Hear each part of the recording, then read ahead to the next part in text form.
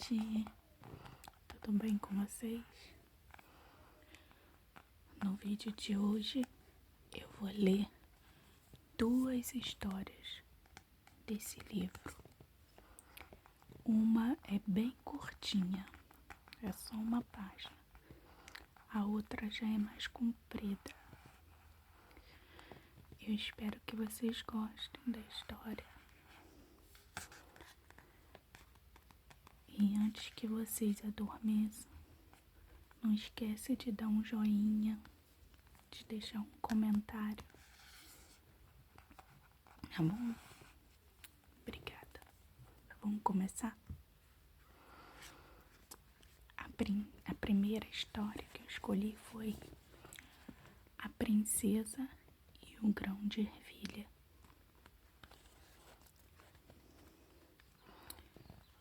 Era uma vez um príncipe que queria se casar com uma princesa, mas tinha de ser uma princesa de verdade. Viajou por todo o mundo para encontrá-la, mas todas que via tinham algum defeito. Princesas havia de sobra, mas nenhuma preenchia suas exigências. Numa faltava isso, noutra faltava aquilo, e nada de encontrar a princesa de verdade que estava procurando. Por fim, desistiu da busca e voltou para casa, triste e abatido, sem saber se um dia haveria de encontrar aquela com quem pudesse se casar. Uma noite, aquele reino foi abalado por uma terrível tempestade. Relâmpagos brilhavam, rugiam trovões e a chuva despejava-se do céu. Em meio ao temporal, medonho, alguém bateu à porta do castelo e o próprio rei se apressou em abri-la. Quem foi que bateu? Uma princesa? Deus do céu, como estava molhada! A água escorria em cachoeira pelos seus cabelos e suas roupas, entrando-lhe nos sapatos pelo calcanhar e esguichando forte pelos furinhos que havia à altura do peito do pé. E ela se apresentou, dizendo que era uma princesa de verdade. Isso é o que vamos ver, e bem depressa, pensou a velha rainha, sem contudo dizer uma palavra. No mesmo instante, subiu até o quarto de hóspedes e tirou tudo o que havia sobre a cama. Em cima do estrado, colocou um grão de ervilha. Depois, pôs em cima desse grão 20 colchões e por cima deles 20 cobertores, bem felpudos. E assim foi preparada a cama em que a princesa deveria passar a noite. Pela manhã, quando lhe perguntaram se havia dormido bem, ela respondeu: tive uma péssima noite. Não consegui pregar o olho. Só Deus sabe o que havia naquela cama. Era uma coisa dura que me deixou manchas roxas por todo o corpo. Agora ninguém tinha mais dúvidas. Ela era uma princesa de verdade, pois sentira o volume e a dureza de um grão de ervilha, mesmo através de 20 colchões e 20 cobertores felpudos. Só uma princesa de verdade poderia ser tão sensível assim. O príncipe casou-se com ela e o grão de ervilha passou a ser exibido no Museu Real, onde, por certo, vocês poderão contemplá-lo, se alguém não o roubou de lá. Quanto a essa história, ela aconteceu de verdade. Então, terminando. Vamos para outra.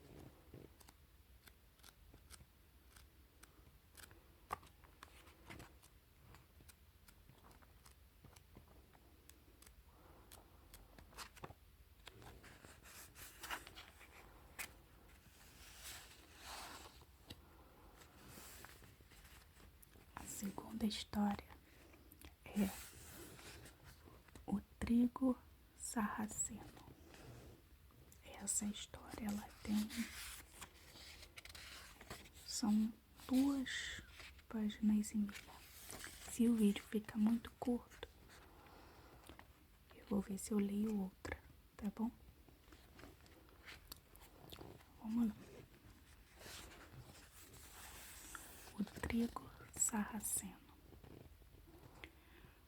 Costuma acontecer, depois de uma tempestade, que os campos de trigo sarraceno fiquem enegrecidos, como se tivessem sido queimados.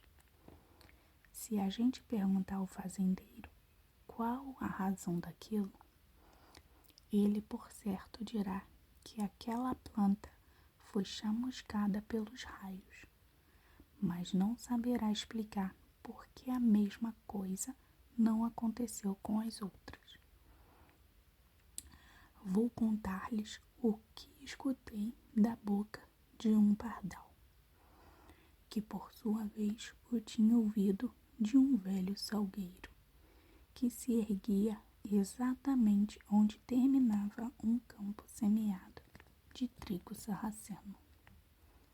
Aliás, esse salgueiro até hoje está lá.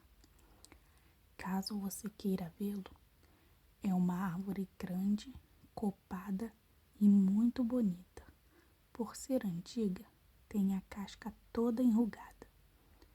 Ela tem uma rachadura bem no meio, dentro da qual nasceram ervas e até mesmo alguns pés de amora. Seu tronco pende ligeiramente para o lado e os ramos se inclinam tanto que quase tocam o chão, como se fossem uma longa cabeleira verde. Ao redor desse salgueiro estende-se campos lavrados, nos quais foram plantados diversos cereais, centeio, cevada e aveia. Esta última, como é encantadora, quando amadurecem os grãos de suas espigas, parecem um bando de canários pousados num galho de árvore. Inicialmente, seus talos se erguem gloriosamente na vertical. À medida que se aproxima o tempo de colheita, vão se vergando ao peso das espigas maduras, até quase se encostarem no chão, assumindo uma atitude mais humilde e respeitosa. Mas o campo lavrado, que se estendia mais perto do salgueiro, era mesmo o de trigo sarraceno. Essa planta não se inclina jamais, mantendo-se sempre ereta e orgulhosa, com suas hastes apontando para o céu. Olhe para nós, velho salgueiro, diziam. Veja, temos espigas como os outros cereais, mas somos bem mais belos. Nossas flores são tão encantadoras como as das macieiras. Todos sentem prazer em contemplar-nos. Você conhece alguma planta que seja tão bonita quanto o trigo sarraceno? A velha árvore sacudia a cabeça para cima e para baixo, como se estivesse dizendo: claro que conheço. Isso deixava os trigos sarracenos indignados, fazendo com que ficassem ainda mais eretos. Que árvore mais estúpida! Está caducando de tão velha. Olhem para ela, tem até capim crescendo dentro de seu estômago. O tempo tornou-se ameaçador, anunciando uma tempestade. As flores do campo esconderam suas cabeças dentro das folhas, enquanto o vento assoviava ao seu redor. O trigo sarraceno não tomou suas precauções. mantendo-se orgulhosamente de cabeça erguida. Façam como nós, companheiros, inclinem as cabeças, aconselhavam as flores. Não temos necessidade de fazer isso, replicaram. Deixem de ser orgulhosos, gritaram os outros cereais. Vamos, inclinem-se, que em 1 minuto chegará o anjo das tormentas, com suas asas enormes que se estendem das nuvens até o chão. Lá vem ele. Se vocês não se curvarem humildemente ante sua presença, ele os rachará pelo meio. Não nos curvaremos, nem nos inclinaremos, gritaram arrogantemente os trigos sarracenos. Deixem disso, preveniu o velho salgueiro. Tratem de esconder suas flores e dobrar suas folhas. E não fitem os clarões dos relâmpagos que brilham quando as nuvens estouram. Até mesmo os homens não se atrevem a fitá-los, pois os relâmpagos desvendam o interior do céu e sua visão é capaz de torná-los cegos. Se eles que são tão superiores a nós, pobres e humildes vegetais, não se atrevem a contemplar os raios e relâmpagos, por que teriam vocês tal ousadia? Superiores a nós? Desde quando? Retrucaram os trigos sarracenos. Vamos mostrar a todos vocês quem de fato é superior. Vamos olhar diretamente para dentro do céu e conhecer os segredos que ali estão guardados. Cheios de orgulho e confiança, ergueram seus olhos para cima, fitando o firmamento que parecia inflamado pelos clarões dos relâmpagos. A tempestade desencadeou-se com fúria, nunca vista. Por fim, o tempo serenou e apenas uma chuvinha leve caía sobre os campos lavrados. As plantas ergueram suas cabeças e aspiraram o ar fresco e limpo. Só então viram o que havia acontecido aos trigos sarracenos. Estavam todos chamuscados e enegrecidos, mortos e inúteis. Não seria a foice que iria cortar e colher suas espigas, mas o arado que iria arrancá-los do chão ou reduzi-los a adubo. O velho salgueiro sacudiu seus ramos suavemente, fazendo-os ondular ao vento. As gotas de chuva que estavam em suas folhas caíram no chão, fazendo os pardais pensarem que eram lágrimas.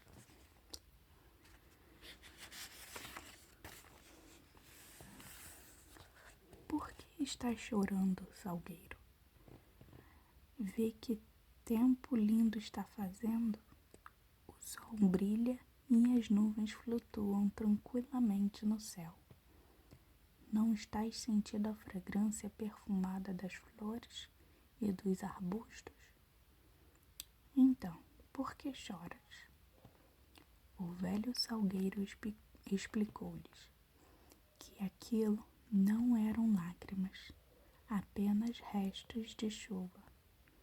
Entretanto, ele de fato estava pesaroso com o destino dos trigos sarracenos, que receberam um merecido castigo pela sua orgulhosa presunção.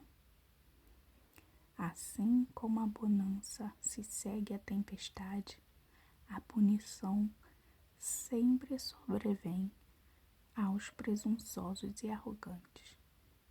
O salgueiro contou essa história para os pardais. Estes contaram para mim. Eu agora acabo de contá-la para vocês. Eu vou ver se eu acho uma outra história para contar. Aqui agora eu acho que só tem história muito grande. Vou ver se tem alguma. Alba no sapatinhos. Sim. Grande.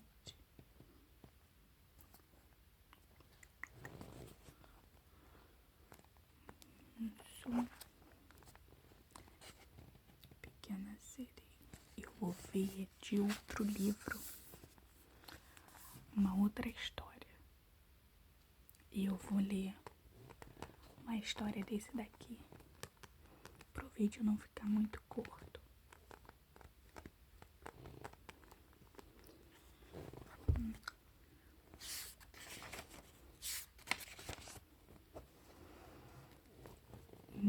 Eu vou ler Jorinda e Joringel. Uma página 20. Aqui. Jorinda e Joringel.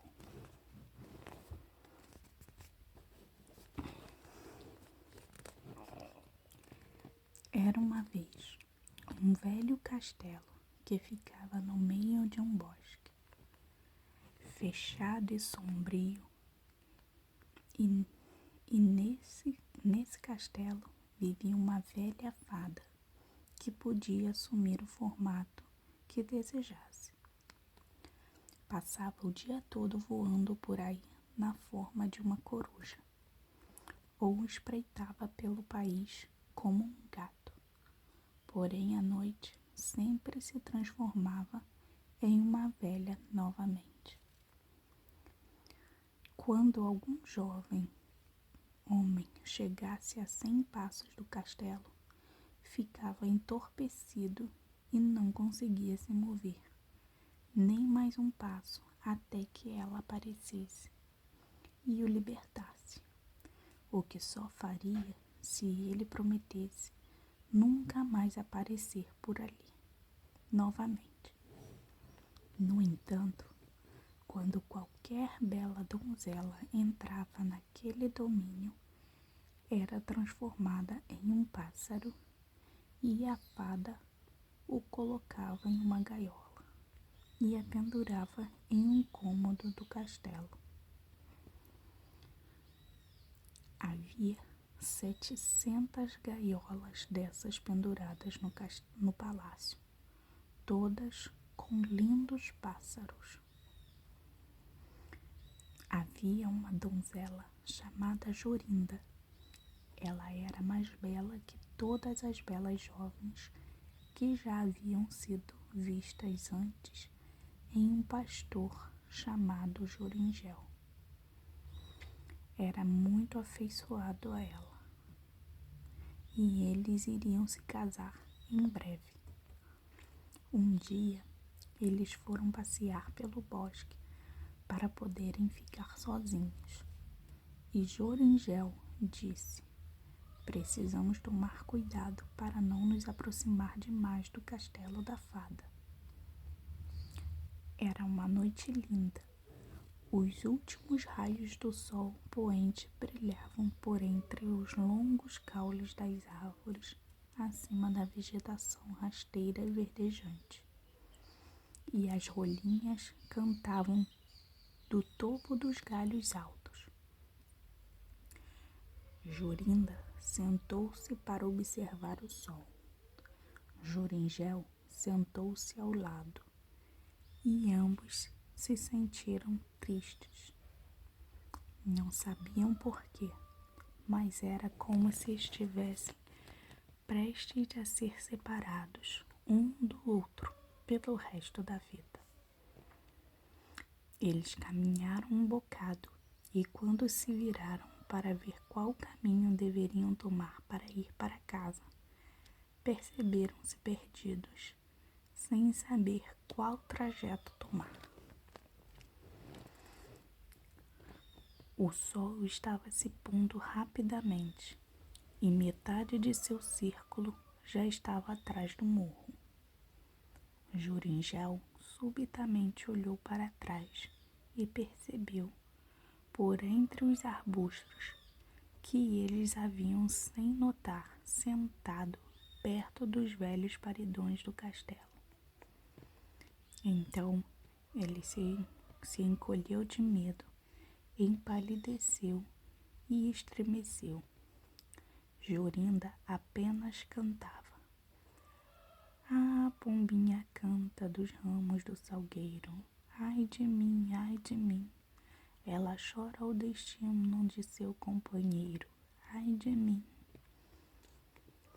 Quando ela parou de cantar, repentinamente, Joringel virou-se para ver o motivo e viu que sua amada Jorinda havia sido transformada em um rouxinol, de modo que sua canção terminou com piu-piu, com um piu-piu pesaroso. Uma coruja com os olhos impetuosos voou 3 vezes em círculos sobre eles e 3 vezes gritou: "Uhul, uhul, uhul." Joringel não conseguia se mover. Ficou parado como uma rocha. Também não conseguia chorar, nem falar, nem mover mão ou pé. E agora o sol já estava bem baixo. A noite sombria chegou.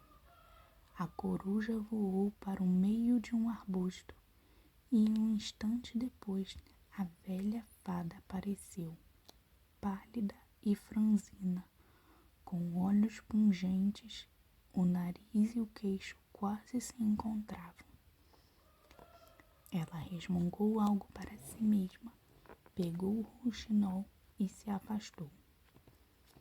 O pobre Joringel viu que o rouxinol fora levado embora. Mas o que podia fazer? Não conseguia falar, não conseguia sair do local onde estava. Por fim, a fada retornou e cantou com sua voz rouca: "Até que presa a menina e se cumpra a sina, aí permanece, permanece. Quando o encanto abater e o feitiço envolver, desaparece, desaparece." Subitamente, Joringel se viu livre. Então, ele caiu de joelhos diante da fada e implorou que ela lhe devolvesse sua amada Jorinda. Mas ela riu dele e disse que ele jamais a veria novamente. E então partiu em seu caminho.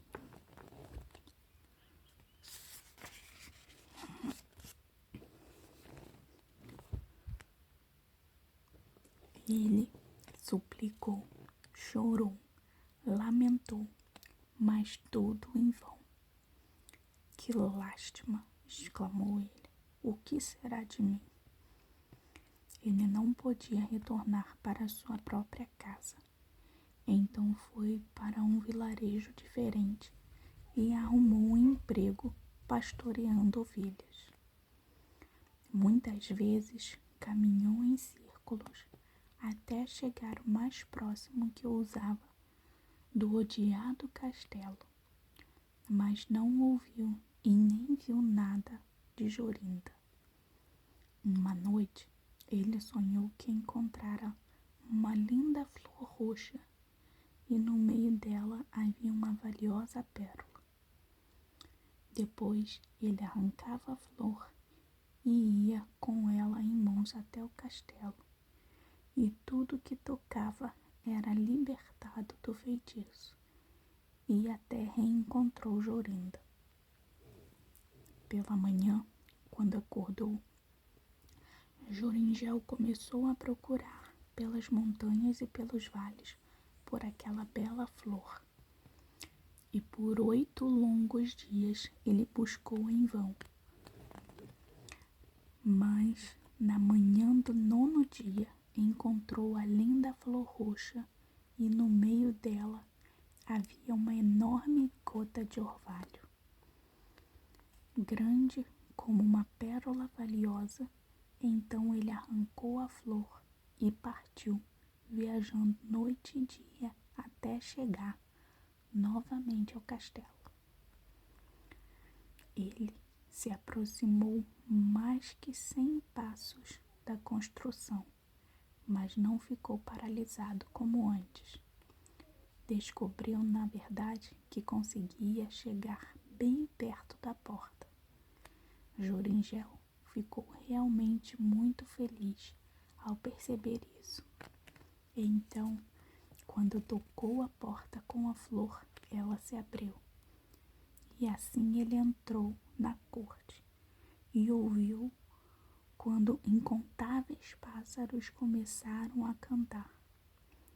Por fim, chegou a um recinto onde a fada guardava, sentada, com os 700 pássaros cantando nas 700 gaiolas. Quando ouviu, ela ficou muito zangada e berrou de fúria, mas não podia se aproximar mais que alguns metros dele, pois a flor que ele segurava era seu escudo. Joringel olhou para os pássaros, mas que lástima, havia muitos rouxinóis, e como ele descobriria qual era a sua Jorinda? Enquanto pensava no que fazer, ele viu que a fada tinha pegado uma das gaiolas e estava tentando fugir pela porta. Ele correu e voou em cima dela. Tocou na gaiola com a flor e Jorinda surgiu à sua frente, jogando os braços em torno de seu pescoço. E linda como sempre. Tão linda quanto quando costumavam caminhar juntos pelo bosque. Então, ele tocou em todos os outros pássaros com a flor, de modo que recuperaram sua antiga forma. E ele levou Jorinda para casa, onde se casaram e viveram juntos e felizes por muitos anos. Assim como muitos outros rapazes cujas donzelas haviam sido forçadas a cantar solitárias nas gaiolas da velha fada por muito mais tempo do que gostariam. E termina a história aqui. Eu espero que vocês tenham gostado das 3 histórias.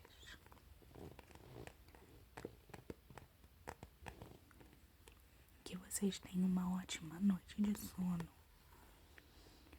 Tchau, tchau.